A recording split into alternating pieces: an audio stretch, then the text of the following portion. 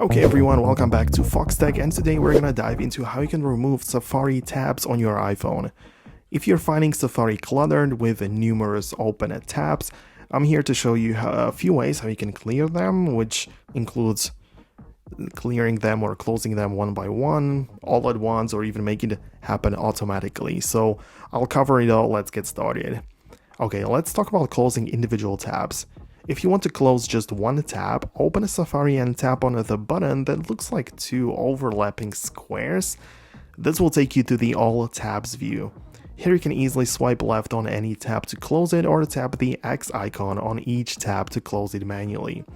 This method is simple, nothing really special about it, but you can choose which tabs to close and it just makes it simple to organize stuff. However, if you want to close all your tabs at once, there is a quicker way to do it. Instead of going to the All Tabs view, press and hold the same button that looks like two overlapping squares, and this will bring up a menu that allows you to choose what's going to happen next, but you have the option to close all open tabs with a single tap. This feature is incredibly useful because you can do it all at once. Additionally, this menu allows you to create a new tab, open a new private tab, and manage tab groups if you use them. This is a really nice addition which isn't apparent at the first sight, so go ahead and keep that in your mind. Okay, but for those who prefer a more automated solution, you can set your iPhone to close tabs automatically after a certain period of time.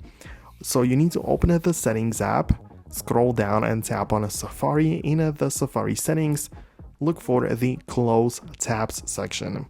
Here you can choose to close tabs manually or set them to close automatically after 1 day, 1 week, or 1 month. This feature ensures that your Safari doesn't get overloaded with too many open tabs, and it's just going to help you maintain a clean browsing experience. So of course, by following these steps, you ensure that your Safari is not cluttered and easy to use. So hope you found this video helpful. If you did, go ahead and hit the thumbs up. It really does help the channel, and it just lets me know that you liked it. Subscribe so you don't miss videos like this one, and I'll see you in the future.